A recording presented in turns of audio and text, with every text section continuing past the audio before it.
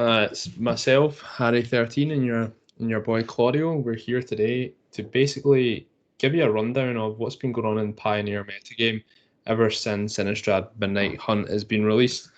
Now, I believe there's two major tournaments that we wanted to discuss, and another one that we may as well mention. So, Claudio, I think we're best talking about the Mana Trader series, the top 8 from that event, the Pioneer Showcase event, and the Pioneer Challenge on the Saturday as well. I think those three tournaments will basically give us a rough idea of where we're at in the meta game.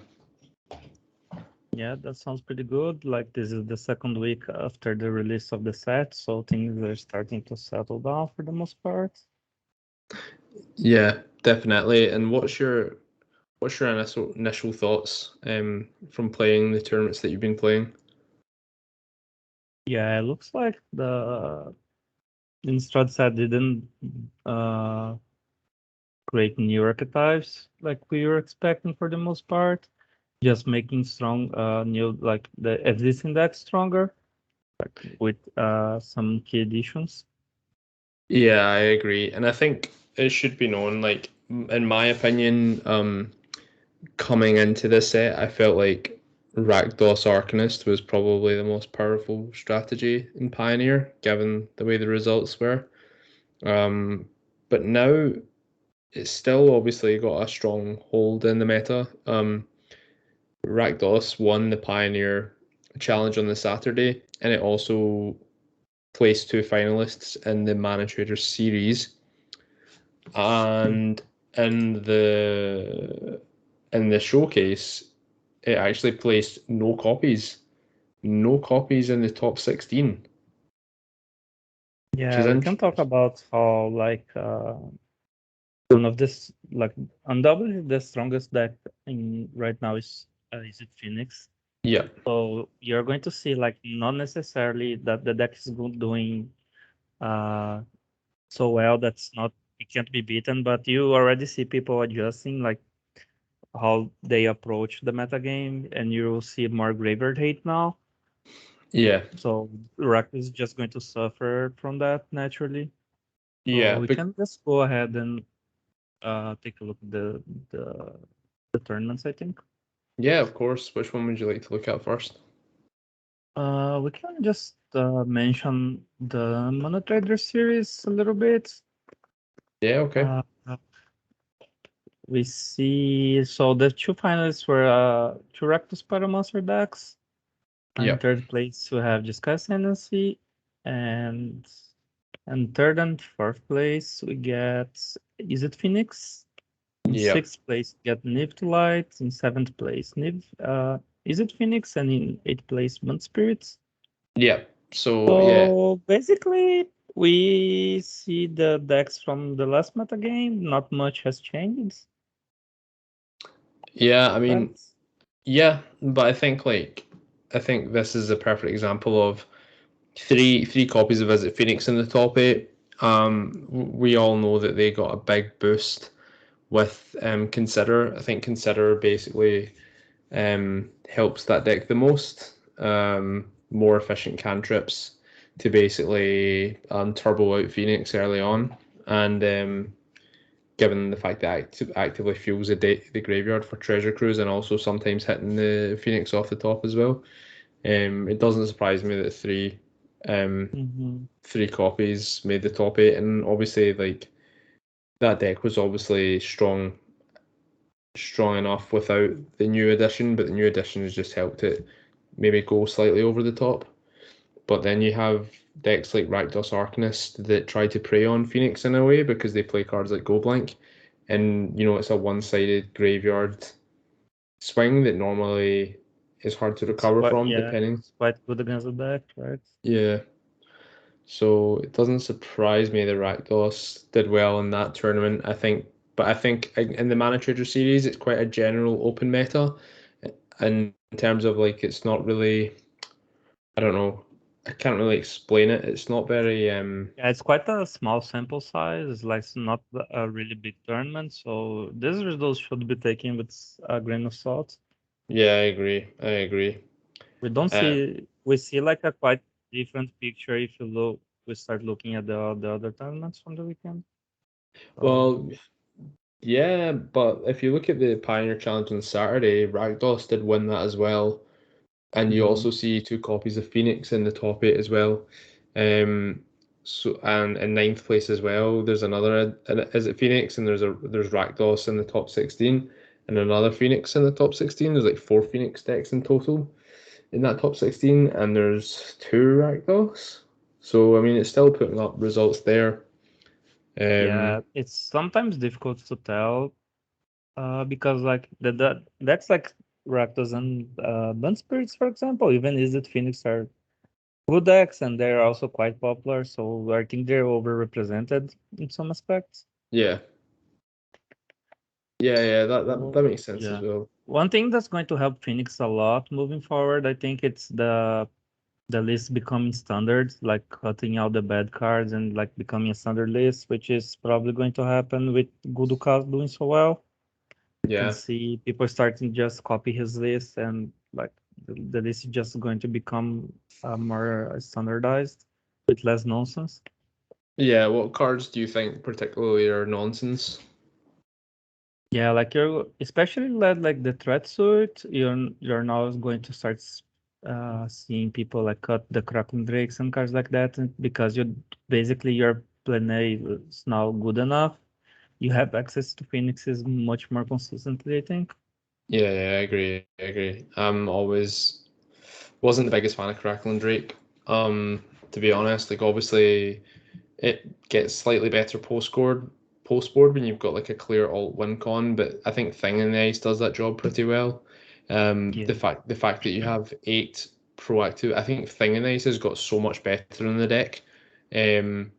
Given now you Much have easier to flip now, yeah. yeah, so much easier. Like the ops and considers make flipping Thing in the Ice like really straightforward, and it becomes a real problem. Like it was like one of these cards that you generally just didn't really care for most of the time, but now that it can flip so easily, like it's now something you really need to deal with. And um I guess like the non-black removal spells can't really deal with it that well. Is a big problem that people need to really think about.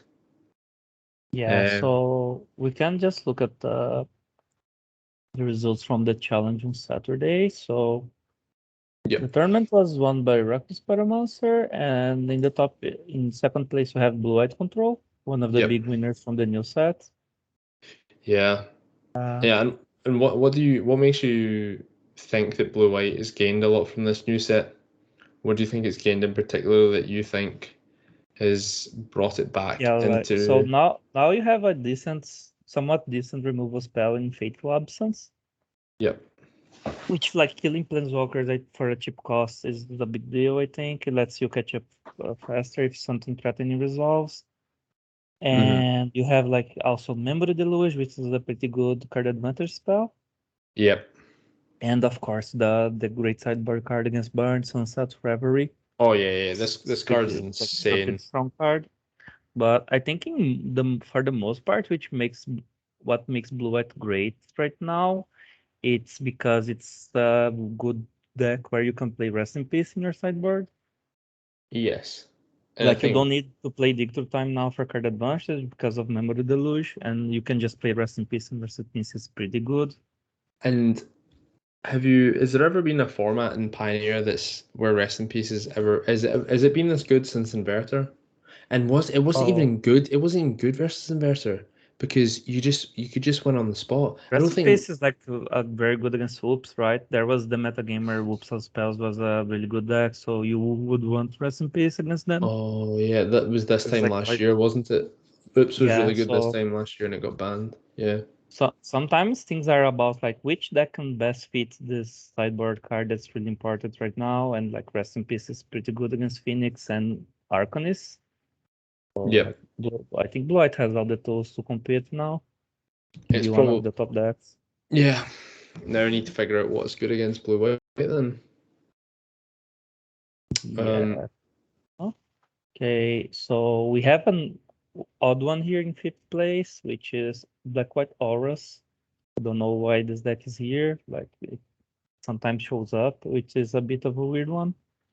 Yeah, as far as I'm aware, Kaya's Ghost Form's still bugged, and that's like Yeah.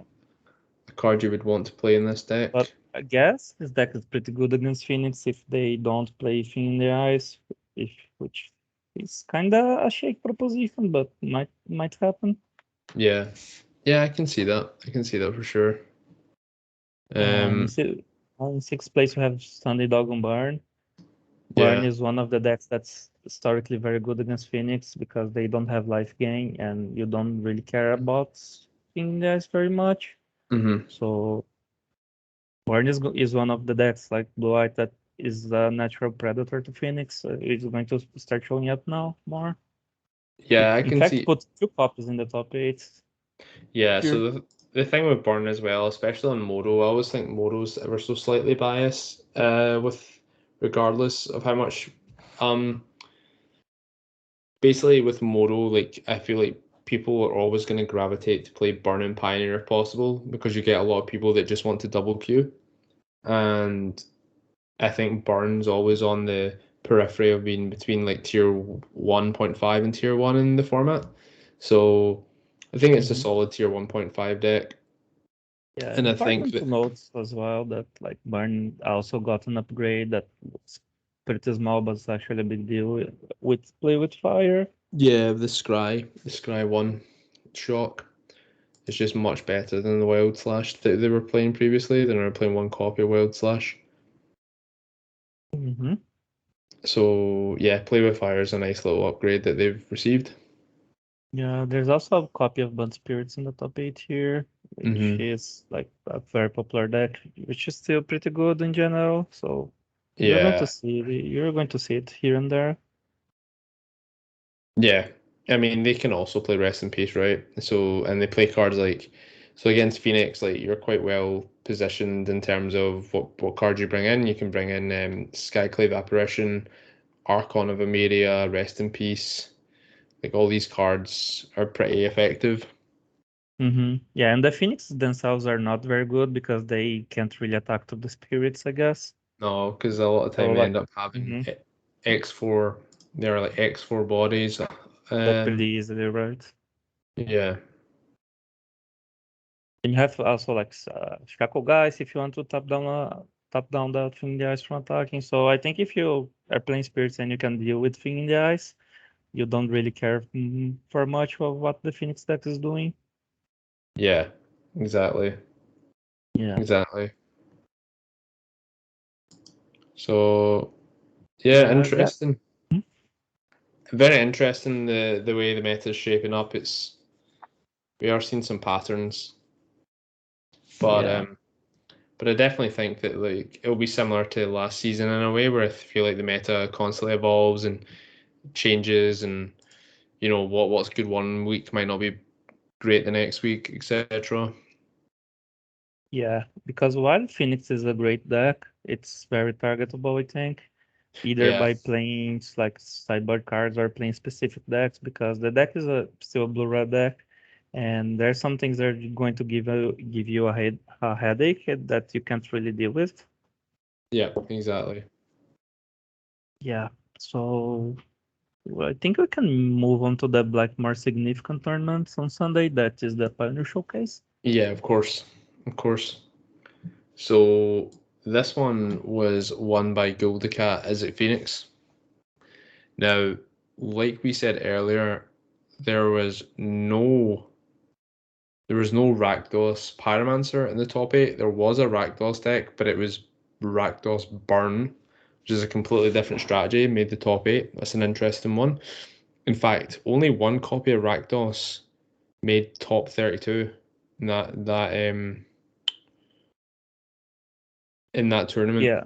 Hmm. which is really interesting. I think not many people were even playing this, right? Because it was a Yeah. deck made by Felix Lu, and he was playing like the new card. What's the name of the card again? Go Oh, again, right? uh, is it Hungry Hungry for for More. More? Yeah, Hungry Yeah. for More, which is basically a ball lightning with flashback. Mm-hmm.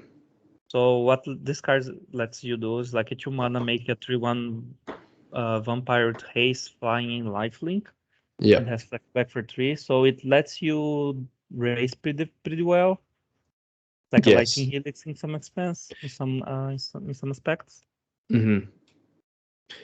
Yeah, the lifelink's so important, and I think like that card alone would probably make you very favored in the mirror match, like against like the For sure.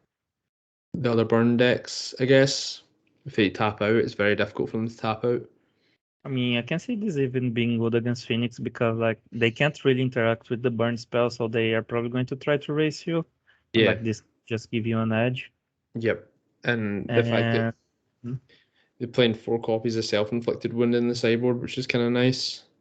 Very I don't relevant think the card. card is great right now, but like it's very good against the green decks like Niv and Mono Green. But I'm not sure about how good the card is. I think it's pretty good against your like. I think Nev's like quite tough over 3 games. Otherwise, I don't know. Maybe But maybe it should be Mhm. go blank. I don't know. I don't think that's what the burn deck's trying to do. But like you could Yeah, true. reasonably play like other black cards like Thoughtseize maybe. But the Rakdos burn deck is an interesting one. Probably something to keep an eye on. Yeah, of course. I've played against it a couple of times in leagues. Luckily for me, I was playing vampires, so it didn't matter. Yeah. Um, but That's yeah, one deck that disappeared, right, from the meta game. Vampires just disappeared because it's really weak against Phoenix, I guess. really, yeah, I found it pretty difficult. I think there was like Magina, Linda made top 32 with vampires in the Pioneer Showcase. Yeah, I I see think, it here. yeah, I think that's pretty much it. Yeah, and I think it's made top 32 the other challenge as well. Like you'll probably see vampires normally puts up like the token copy, just like I do with my. In fact, what's funny about this Pioneer Showcase challenge, there was more copies of blue black control in the top 32 than there was Rakdos. There you go. Was Yeah, I one of them? that's Probably. Yeah, I that's was. yeah, you are the only one. No, there was That's two. weird. Screenwriter NY came 22nd, and I came Yeah. 20th. So that's You interesting. and I think it makes a lot of sense, right? You see in the top eight we have like uh two yeah, we have two blue white control decks and like the rest in peace are starting to show up. We even have some copies of Niv trailing behind, so those are like very tough matchups for you. Yeah. There's like Yeah. two, yeah, I'm, yeah. There's I'm like three copies of Blue White Control in the top 16. Four yeah, and copies. I think that the fact that blue whites became so popular for me especially makes um there's literally three in the top 16, 4 in the top 16, and I think that matchup's pretty difficult for blue black. Mm. As you basically it's just really hard to beat Castle Ardenville, Yeah, and game one I think they have a lot less dead draws than I do, I think. like the black cards are good against aggro decks and not really against control for the most part. So they They're have the advantage for the most part. So. Yeah, and the fact is that they play Castle Ardenvale, and that just like wins the matchup alone, and you can't really interact with Dovin's Veto as well. Dovin's Veto is a card that's really difficult to play around. Mhm. They can just hold the veto. They don't need to care about counter wars. They just counter your only important. They only care about countering your important threats. The only issue that blue white sometimes has is trying to win the shark war. They're not very well prepared for opposing shark typhoons. I think that's one obvious flaw I see with the deck. However, Fateful Absence gives them, you know, Yeah, you have like Azal's Charm and Fateful Absence. I know some lists are cutting Azal's Charm now, which makes things difficult, I think. I don't even know if that's correct to cut Azorius Charm. Like detention sphere is an answer as well. Like you have Yeah, some tools. Yeah, yeah, so We have like some interesting ones here as well. Like in the top 8, we have a copy of John Citadel, which is just like baseline, a super powerful deck that will show up and do well when people are cutting the hate cards, which people are for the most part. You Okay. don't see Yeah, any Grafdigger's Cage or Yasharns anymore. yeah, I think the good thing about John Citadel is that yeah, it largely ignores the graveyard. So that puts it Yeah, in a like reasonable spot. Rest in Peace does nothing against this deck, right? So Yeah, yeah, yeah. But I don't know. Some players must just be insane because I have played a lot of Jun Citadel and I just can't see how people can do consistently well with this deck. I think it's like it has some really obvious weak spots. I think the deck is really good at in running away with the game early because you just go dark into Company, Corvold, or Citadel and just slam the door pretty fast. Yeah, but the issue So is like it's just a powerful deck, but it's like inconsistent, right? You have a lot of basically air. how do you think this deals faces off against Phoenix? Because like in a world that people are incidentally playing Spikefield Hazards, I don't really like playing Latin or else that much. I think it's probably fine like from what I hear, like Corvold is a huge problem for Phoenix. It usually outgrows all the removal, and you really need Thing in the Eyes to deal with them. Yeah, but the thing is, like now that Thing in Ice just gets flipped over consistently faster now, like I don't know. I think it can be quite tricky and probably Yeah, makes sense because this deck came second to Phoenix in the final. You can see some yeah, obvious reasons mhm. as to why it would have lost that matchup. Yeah. The matchup looks. I would say the matchup is probably like 50-50 because yeah, you suffer to Thing in the Eyes, but you especially post board you get to adjust your deck a lot. You play cards like Coldfish and Gold Blank, Yeah. even Slaughter games maybe, so you can shore up your weaknesses. Mm-hmm. Okay. Yeah. Yeah, that's interesting. We also have the weird one, Mono Green Devotion here. Like I don't know how people win this deck, but it sometimes shows up. It's the Voting Collects variant, and it's Yeah. playing 3 Elder Gargoroth, which is kind of a great inclusion right now. It's really good against Phoenix. Yeah, Elder Gargaroth's a card that people really want to kind of look to if they want to take on Phoenix. Like, this card's an absolute house. Obviously, it gets harder post boards, but I mean, this matchup generally well against any blue deck because you're bordering in Aether Gusts.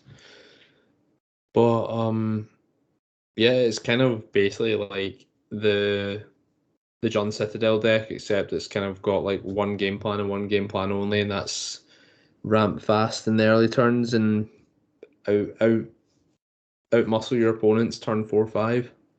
Yeah, you basically are hoping for like the your Vivian to deal with the thing in the ice, and you're good for the most part.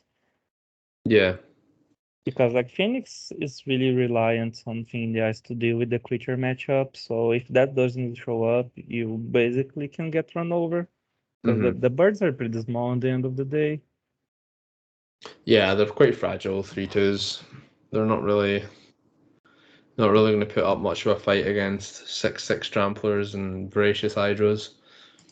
Hmm. But I think Monogreen Devotion is always a deck that's going to be played in some to some extent. Because I see there's another copy in the top 32. It's Especially kind if we see like the Rakdos deck falling off, right? Because that's the predator for mono green. yeah, the Rakdos deck, yeah, the Arcanist deck, just It's a quite bunch of interesting how these things happen in Pioneer. Like one deck is going to fall off from favor, and then you're going to see the decks that the deck was really keeping down show up. Like Rakdos is doing poorly, so you might see Mono Green coming back. Like we have a copy of Unsoul in the top 8 as well, which was a deck that was really weak against Vampires and Arcanist. yeah. Yeah, and another deck I'm not seeing at all is Lotus combo. Yeah, I think that deck is going to be bad for a while now. What Like makes you think that? yeah, there's a like a lot of blue decks and fast decks going around, and that's not like the field that's spirits as well. That's not the field you want to see Lotus Field on. True. You want to see a bunch of slow mid-range decks that do nothing, like Yep. Niv. Yeah, you want to see a world of Niv, and then you're laughing, but doesn't seem to be the case. Yeah, you see, I think the premier combo deck of the format now is Jund Citadel for the most part. Yep, I agree. Yeah, Yeah, it I think it's is. pretty interesting that we see, if you take a look at the Ensoul deck, Yep. they're playing a bunch of portable holes now. Yeah, main. I got beat by this in the Swiss, unfortunately. And I think the main deck portable hole got me somehow. I cannot remember, but I remember that coming up. Yeah, 3 copies main. Interesting. Yeah, and you have like Scrabbling Claws plus boards. You have which you can find with your Ingenious Myth. Yep. You have a lot of tools to actually build with the Graveyard, which is pretty important right now. Yeah, deck looks very good. I don't know how good it is, but it looks pretty good. Yeah, it's It's, probably fine, right? yeah, there's quite a few people that are quite high on it. Um, So what do you think about Pioneer in general now after looking at the results? um, again, on paper, it looks like fairly open, but I don't know. I just think I mean, I've been talking to you a lot, Claudio, this week, and been playing with a lot of different decks, like in leagues. I played like blue black control in the Pioneer Showcase, came 20th. Deck felt okay. Definitely was room for improvement. However, I've been playing a bunch of stuff in leagues. I've been playing Phoenix. I've been playing Vampires. I've been playing Ascendancy. I've been playing Rakdos, and Phoenix just felt to me like it had the most powerful things going on. So I don't know if it's going to be one of those situations where the meta looks reasonably healthy just now, but we might see another big uptick in Phoenix. I've noticed a lot of people playing Phoenix in leagues as well. I don't know about you. Yeah, I have not been playing that many leagues, but I think that at least for right now we like see the metagame adjusting, self-adjusting for the presence of Phoenix. Like it's definitely the deck that's dictating the changes, but it's not doing that well. It's like it's doing well. Not don't get me wrong, but I don't think it's getting impressive numbers right now. So Oh I think yeah, we're just going to have to see how things go moving forward. But it's looking like the feature of Pioneer of the self-adjusting metagame is going strong. yeah, of course. I don't think there's any concerns from my side yet either. Like as I said, there is a noticeable increase in Phoenix performing quite well. I mean, as I said, like I felt like there's some situations when you're playing Phoenix that you just get done. You can't fight through all the hate, but it can fight through a considerable amount of hate. I mean, I was able to win matches where my opponent had 2 or 3 pieces of tech for the matchup, and I was just because I mean Phoenix still a 3/2 flyer with haste still functions pretty well in turn 4 against a lot of decks. Do you know what I mean? Like, Yeah, it's um, okay. and you have like options in the sideboard to add another dynamic, another win con, like seeing like Ral, um, Jace Wheels or Mysteries as well. There's a lot of options. I mean, one card I haven't seen in a while, which may or may not be like reasonable, is Saheeli, Sublime Artificer. I don't know what you think about that card. Yeah, I don't know that much about the Phoenix deck to be honest. Yeah, but yeah, we are going to see they playing a bunch of different cards because when people start to play with hates because the deck is pretty flexible. Yeah, I think Yeah, I'm gonna. but I think we should like wrap this up. We're going long here and we already talked about the tournaments. Yeah, of course, of course. So Okay, so We encourage you guys to like give us feedback about this because we're thinking about turning this into like a permanent thing. So Yeah, I think doing a podcast would be a great thing if we make it a regular event. But we definitely want feedback to hear like what people think. You know, if you enjoyed what we had to say, and if there's things you want, if we were to make it a podcast going forward, what you would want, like what you'd want to hear from us. You know, it's Pioneer just now, but we can also there might be room for like other members to discuss other formats as well. And this is something that we could maybe have on the Patreon as well, as a regular thing. And Claudio and I might end up making our own style of podcast that's free to listen to as well. yeah. So I guess like the last thing is, where do you think the meta's headed, and what do you think you'd want to be playing this weekend, either archetype wise or cards that you'd want to include that you've maybe not included before, Claudio? Yeah, I think I would look towards playing something like Phoenix or Barn this weekend. It's like I think that both decks are really well positioned. Like, and if you're going to play something else, you have to take those two decks into account. Yeah, so you're saying Phoenix or Burn? Yeah. Okay, that's interesting. That's interesting. I think I would agree with you. Especially Phoenix. I just felt like Phoenix just felt really powerful to me. Um, there's a lot of room for the deck to move into. I think you can dodge and adapt the deck accordingly if people are bringing the hate to the table. I think there's a lot of cards that you can play post board that can help those matchups. Is the thing I like about Phoenix the most is the card itself is never a dead card. Um, Hate doesn't truly kill the deck. It just makes your treasure cruises cost 8 mana and makes your Okay. 4 mana birds cost 4 mana. So yeah. Yeah. I think those are suggestions for the weekend. So I think that's it for now. Yep. Thanks everyone for listening. Hope to speak to you all soon. Okay. Okay. Bye. Signing off.